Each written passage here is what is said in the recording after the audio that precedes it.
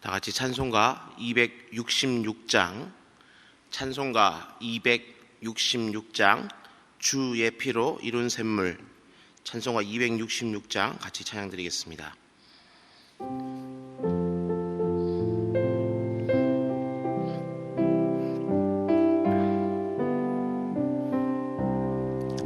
주의 피로 이룬 샘물 참 깊고 넓도다.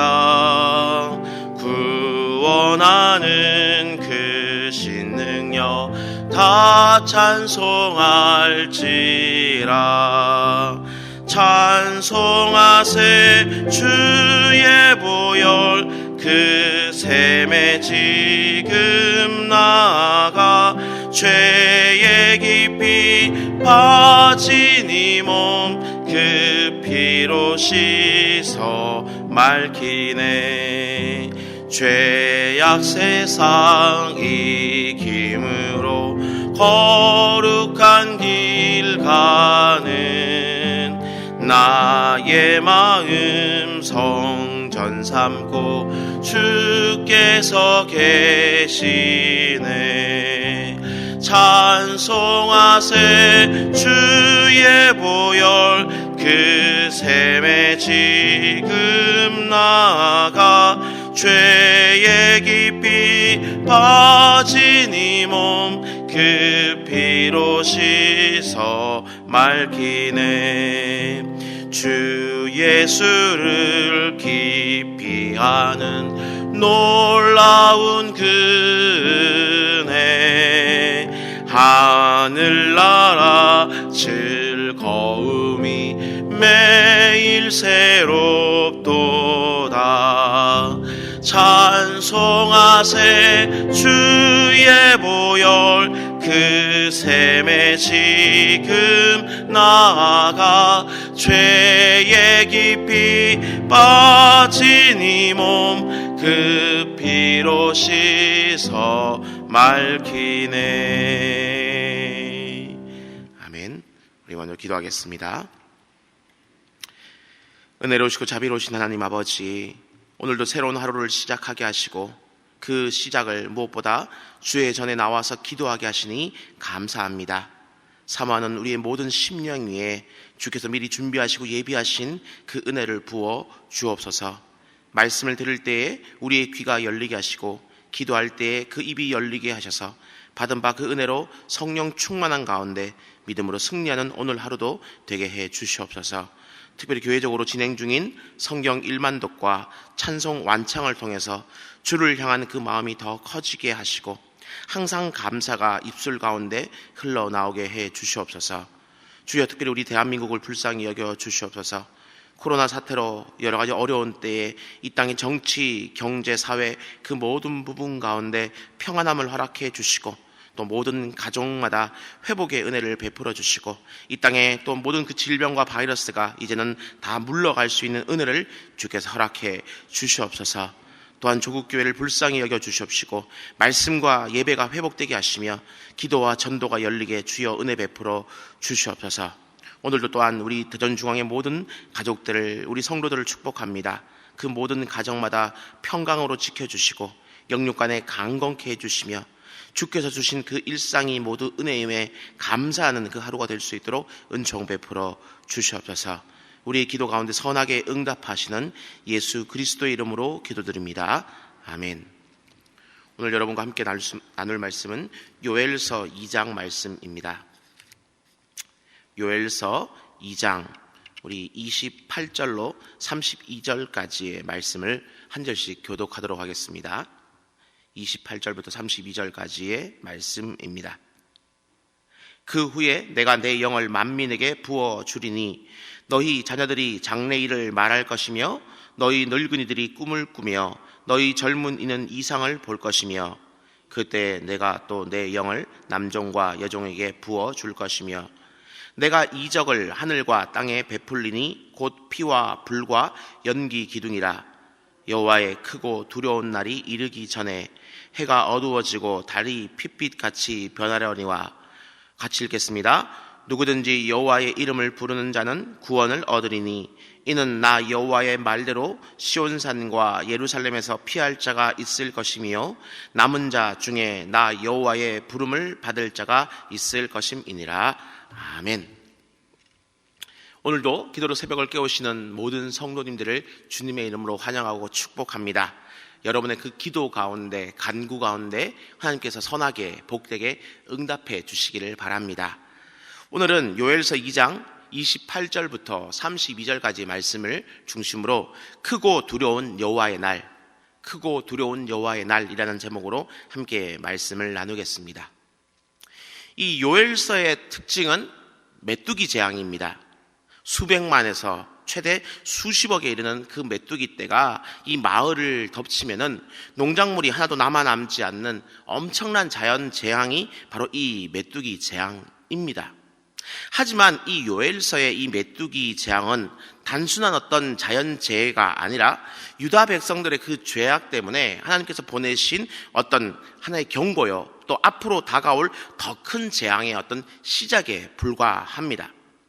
여기서 다가올 더 큰 재앙이라는 것을 특별히 이 요엘서는 여호와의 날이라고 부르고 있습니다. 메뚜기 재앙은 나라의 모든 식물을 갉아먹고 나무를 다 죽일 수 있을지는 몰라도 사람을 죽이지는 못합니다.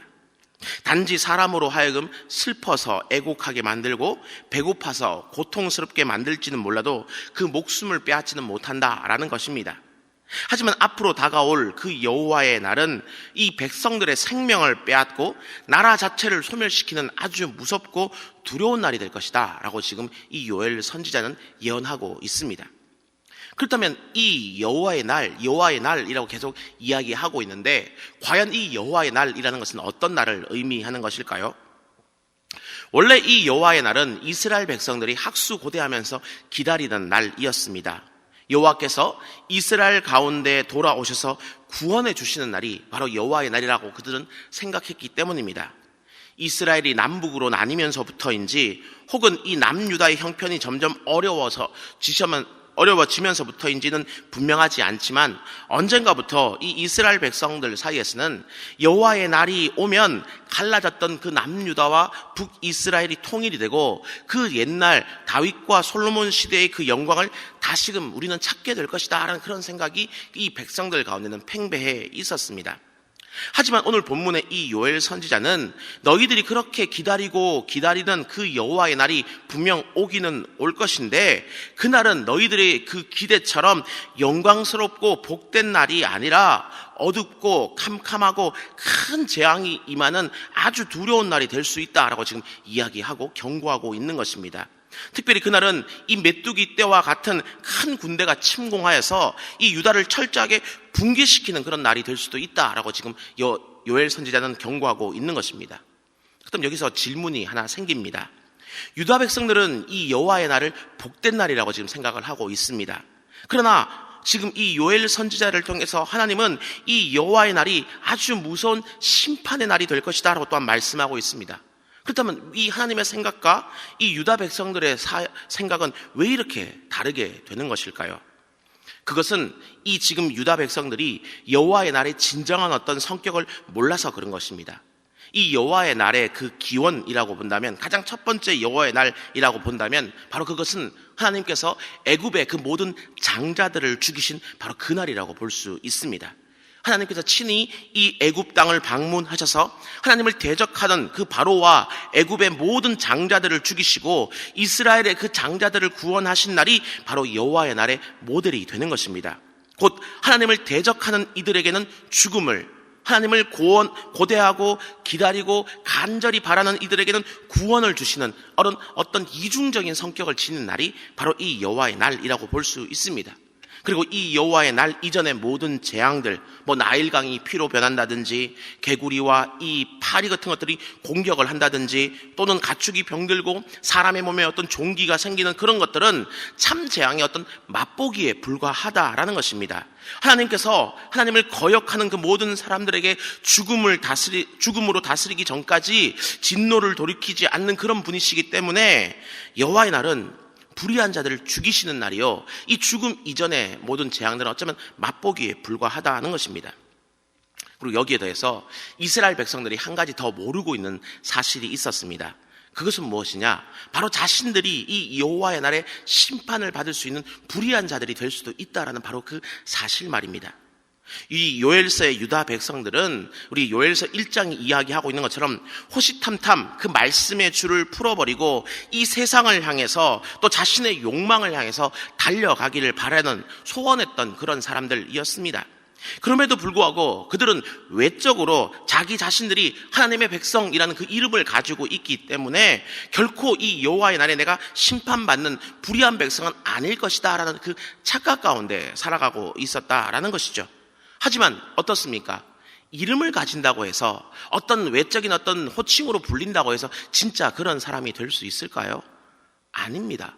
아버지란 이름을 불려도 아버지답지 않은 사람도 존재할 수 있을 거고요. 자식이란 이름으로 불려도 자식답지 않은 사람도 존재할 수 있는 것입니다. 그렇기 때문에 어떤 이름으로 불린다는 것이 그 사람을 설명하는 중요한 어떤 모습이 되지 않을 수도 있다는 것입니다. 바로 하나님은 이 사실을 깨닫게 하기 위해서 그 맛보기 재앙인 이 메뚜기 재앙을 유다 땅 가운데 지금 보내신 것입니다. 그래서 비록 이 메뚜기 재앙이 힘들기는 하지만 이 어려움을 통해서 자기 자신들의 그 잘못을 깨닫고 돌이키기를 원하셨던 것입니다. 바로 이 바로와 애굽에게 9번이나 재앙을 내리시면서 결국은 그들이 돌이킬 어떤 기회를 주셨던 것처럼 말이죠. 그리고 실제 이 요엘 선지자가 예언했던 이 여호와의 날은 때로는 한 단편으로 이 땅 가운데 임하기도 했습니다. BC 586년에 그 바벨론이 침공함으로 말미암아 또 AD 70년에 로마가 이 유다를 침공함으로 말미암아서 여호와의 날은 부분적으로 실현되기는 했습니다.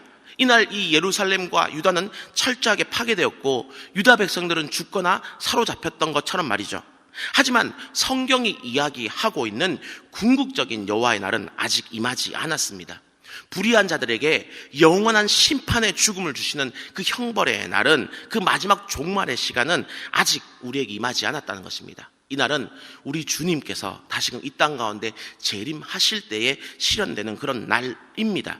왜냐하면요, 요엘서 2장 2절을 보면 이 여호와의 날이 옛날에도 없었고 이후에도 대대로 없으리라 라고 표현하고 있는데, 이 말씀은 예수님께서 마태복음 24장 21절에서 이는 그때에 큰 환란이 있겠습니다, 창세로부터 지금까지 이런 환란이 없었고 후에도 없으리라 라고 하신 그 말씀과 같은 맥락 가운데 있기 때문입니다. 또 요엘서 2장 10절과 31절을 보면 여호와의 날은 해와 달이 캄캄해지고 별들이 빛을 잃는다 라고 분명히 이야기를 하고 있는데, 마태복음 24장 29절을 보면 그날 환란 후에 즉시 해가 어두워지고 달이 빛을 내지 아니하며 별들이 하늘에서 떨어지고 하늘의 권능들이 흔들리리라 라고 분명히 기록하고 있다라는 것입니다. 그렇게 보았을 때 이 궁극적인 여호와의 날은 주님의 재림의 날, 마지막 종말의 날이라고 볼 수 있습니다.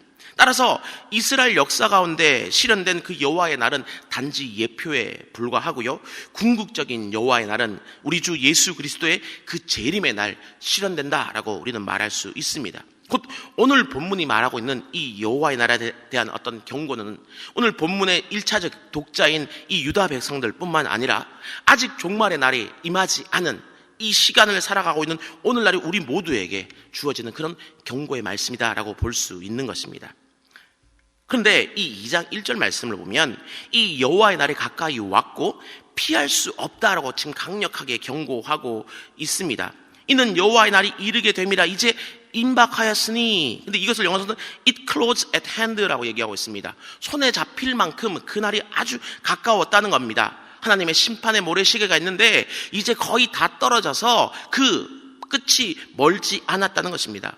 그럼 과연 이 여호와의 날이 오기 전, 이 정말 심판의 날이 임하기 전 우리는 과연 무엇을 해야 될까요?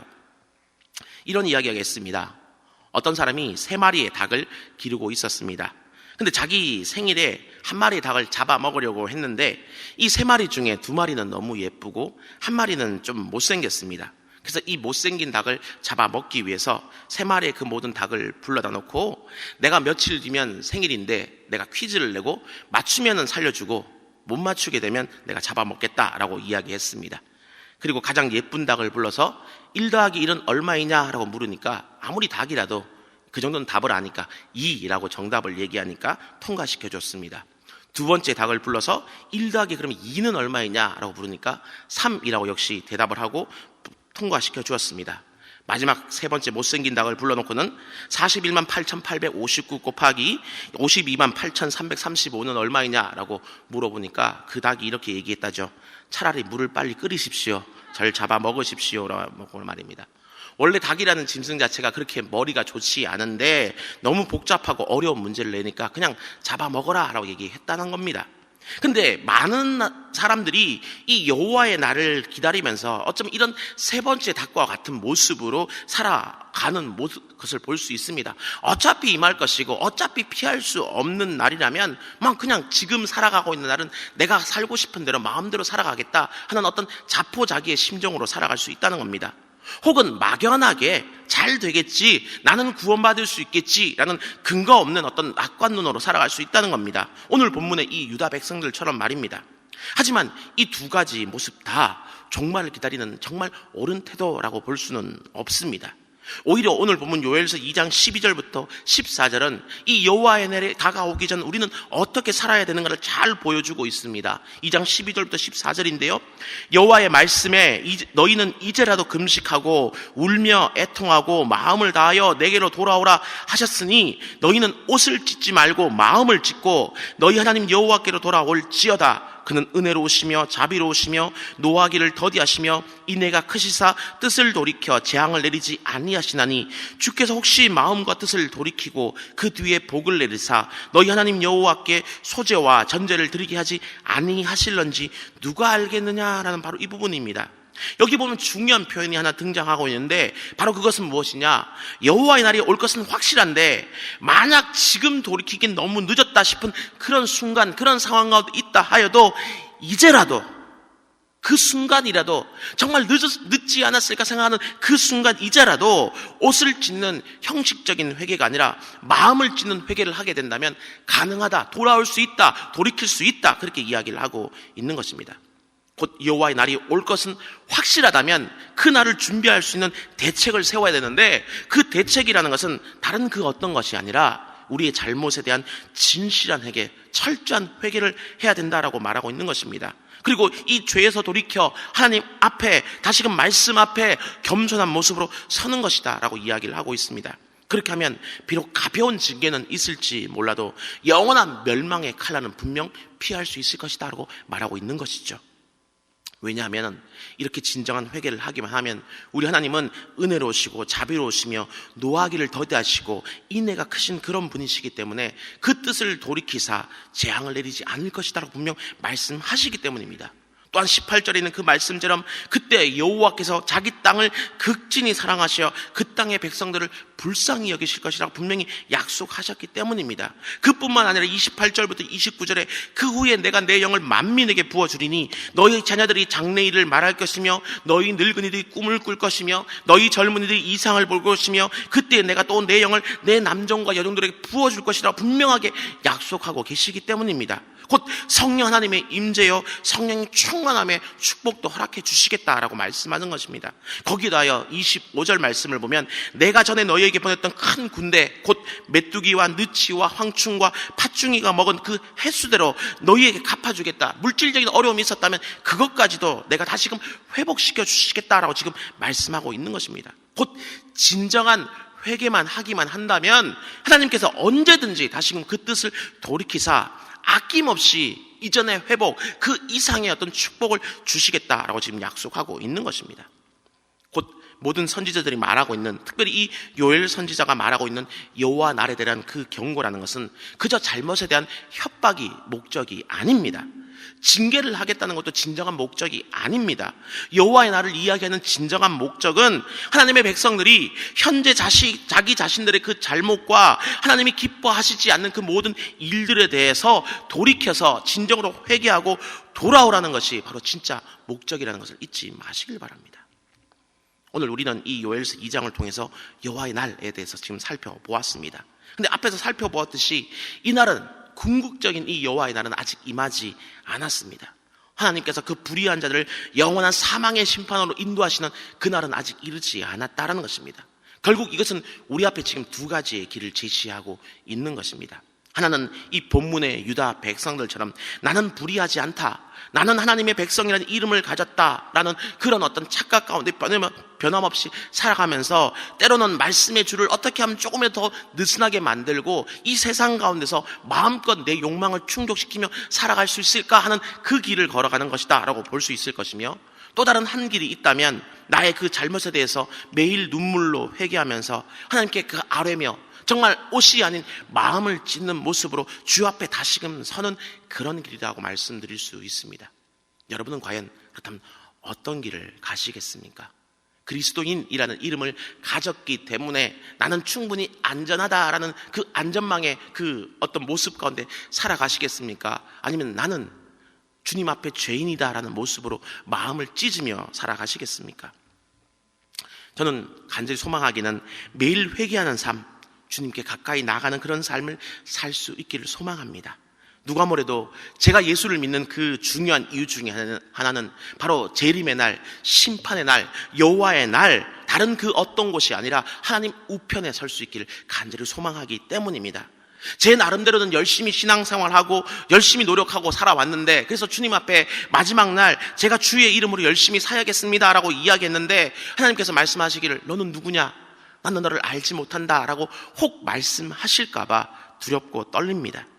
또한 아담의 후예로 태어났기 때문에, 이 죄성을 가지고 태어났기 때문에 매일 매순간 죄를 짓고 있음이 너무나 두렵고, 또 내 몸을 온전한 영적 예배로 드리지 못함도 두렵고, 하나님이 기뻐하신 거룩한 산제물로 살아가지 못하는 그 현실 역시 너무나 두렵습니다. 그래서 매일 매순간이 마음을 찢는 회개의 삶이 될 수 있기를 간절히 소망합니다. 옷만 찢는 그런 삶이 아니라 진정 마음을 찢는 그런 삶이 될 수 있기를 간절히 소망합니다. 그렇다면 여러분은 어떠시겠습니까? 여러분은 어떻게 이 여호와의 날을 준비하시겠습니까? 오늘 본문은 분명히 이야기합니다. 마음을 찢는 회개의 자리 가운데 서거라 라고 말입니다. 마음을 찢는 회개의 자리 가운데 우리가 서야 된다는 겁니다. 비록 우리는 부족하고 흠이 많고 때가 많이 묻었을지 몰라도, 우리가 이런 죄인의 모습일지 몰라도, 우리가 마음을 찢고 주님 앞에 서기만 하면 그분은 은혜로우시고 자비로우시며 노하기를 더디게 하시고 인애가 크신 분이시기 때문에 그 뜻을 돌이켜 우리를 용서하실 것이다 라고 분명히 이야기하고 있는 겁니다. 이것이 선지서들이 끊임없이 선포하고 있는 바로 그 내용입니다. 그러므로 오늘 말씀을 기억하시면서 특별히 이 여호와의 날을 준비하는 그런 모습으로 살아가기를 다짐하는, 기도하는 이 새벽이 될 수 있기를 주의 이름으로 축원합니다. 그래서 혹 우리가 주님 앞에 부지 중에 지은 어떤 죄들이 있고, 혹 살아가는 삶의 순간들 가운데 이 여러 가지 시기들을 살다 보니까 나도 모르게 주님의 뜻과 다른 모습으로 살아가고 있던 그 어떤 모습들이 있다면 그 모든 모습들을 주 앞에 내려놓는, 주 앞에 회개하는 모습으로 나아갈 수 있는 그런 이 새벽이 될 수 있기를, 정말 그래서 주님의 자비로우시고 은혜로우시고 인애가 크신 그 놀라운 은혜를 맛보시는 그런 이 귀한 새벽 될 수 있기를, 복된 새벽 될 수 있기를 주의 이름으로 축원합니다. 우리 이 시간 들은 바 말씀을 기억하면서 우리 같이 한번 기도했으면 좋겠습니다. 하나님, 크고 두려운 그 여호와의 날이 조금씩 다가오고 있음을 우리가 기억하며 살아가게 해 주시옵소서. 주님을 간절히 바라는 이들에게는 구원을, 주님을 대적하는 이들에게는 죽음을 내리시는 그 날을 기억하면서 그 날을 준비하는 자세로 우리가 살아갈 수 있도록 은혜 베풀어 달라라고 우리 기도했으면 좋겠습니다. 이스라엘 백성들처럼 외적인 이름 혹은 그리스도인이라는 그 이름에 취해서 우리가 살아가는 삶이 되지 말게 하시고, 진정 주님의 백성다운 모습으로 하나님의 백성다운 삶을 살아가게 해달라고 기도했으면 좋겠습니다. 또 혹 부족하고 연약하여 하나님이 기뻐하시지 않는 그 어떤 모습이 있다면 철저하게 마음을 찢고 회개하는 모습으로 주 앞에 서게 해달라고 기도했으면 좋겠습니다. 그래서 성탄의 이 계절 가운데 예수 그리스도의 그 오심과 다시 오심을 깊이 묵상하며 주님이 다시 오실 그 여호와의 날을 준비하는 자세로 살아가는 우리 모두가 될 수 있도록 은혜 베풀어 달라고 우리 같이 한번 기도했으면 좋겠습니다. 우리 주님의 이름 간절히 한번 부르고 기도하겠습니다. 주여, 은혜로우시고 자비로우신 주님 감사합니다. 아버지 귀한 이 날 새벽에 아버지 주 앞에 나와서 아버지 기도할 수 있도록 은혜 베풀어 주심을 감사드립니다. 오늘의 그 말씀을 우리가 온전히 기억하게 해 주십시고 오늘의 말씀을 기억하면서 주님 앞에 온전한 여호와의 날을 아버지 기억하며 살아가는 우리 삶이 될 수 있도록 주님 은혜 베풀어 주시기를 간절히 소망합니다. 아버지 우리가 살아가는 이 날이 아버지 이 땅이 이 세상이 아버지 끝이 아니라 이 땅 위에 궁극적인 아버지 실체가 다가오게 될 것인데 주님의 그 날이 다가오게 될 것인데 우리가 정말 그 날을 기억하면서 준비하며 살아가고 있는지 우리가 돌아볼 수 있는 이 새벽이 될 수 있도록 은혜 베풀어 주시옵소서. 그 날이 그저 우리가 그리스도인이라는 이름을 취해서 정말 하나님의 백성일지 모른다는 그 아버지 생각에 취해서 살아가는 그렇게 준비할 수 있는 그런 날이 아니라 우리가 철저하게 자복하는 모습으로 정말 주님께서 기뻐하시는 모습으로 살아가게 되었을 때 주님께서 우리에게 구원을 베푸시는 그런 날임을 우리가 온전히 기억하면서 그 아버지 그 날에 아버지 주님 앞에서 구원받을 수 있는 그런 백성으로 우리가 설 수 있을까 그것을 깊이 묵상하는 모습으로 살아가는 우리가 될 수 있도록 주님 도와주시옵소서. 혹 우리 가운데 아버지 그럼에도 불구하고 아버지 우리에게 연약한 모습들이 존재하고 아담에게 있었던 그 죄성이 우리에게도 분명히 존재하고 있기 때문에 하나님이 기뻐하시지 않는 그 어떤 것들을 우리가 바라고 소망하며 살아가고 있었던지 혹 때로는 아버지 이 세상적인 그 어떤 것들을 욕망하면서 욕심을 내면서 우리가 살아가고 있지는 않았는지 하나님께서 정말 아버지 즐거워하시지 않는 그런 모습들 간에 우리가 혹 취해 살지는 않았는지 우리가 돌아보게 해주시옵시고 우리가 알게 지은 죄들 혹 모르고 지은 그 모든 죄들을 아버지 이 시간 철저하게 자복할 수 있는 우리가 되게 해주시옵소서. 그래서 주 앞에 아버지 겸손한 모습으로 서게 해주시옵소서. 우리가 아버지 우리 죄를 아버지 씻을 수 없기 때문에 예수 그리스도의 그 보혈을 의지하여서 다시금 주님 앞에 설 수 있는 우리가 될 수 있도록 주님 은혜 베풀어 주시기를 간절히 소망합니다. 특별히 아버지 12월 이 성탄의 계절 가운데 그래서 주님께서 이 땅에 오셨던 그 이유와 목적 또 주님께서 다시금 이 땅 가운데 오시려는 그 귀한 약속의 소망들을 붙들고 아버지 살아가는 우리가 될 수 있도록 아버지 도와주시옵시고 그 주님의 날을 아버지 깊이 묵상하며 또 아버지 때로는 우리 주변 가운데 온전히 아버지 전파할 수 있는 그런 모습으로 우리가 살아갈 수 있도록 주님 은혜 베풀어 주시옵소서. 주님 은총을 베풀어 주시옵소서. 주님 은혜.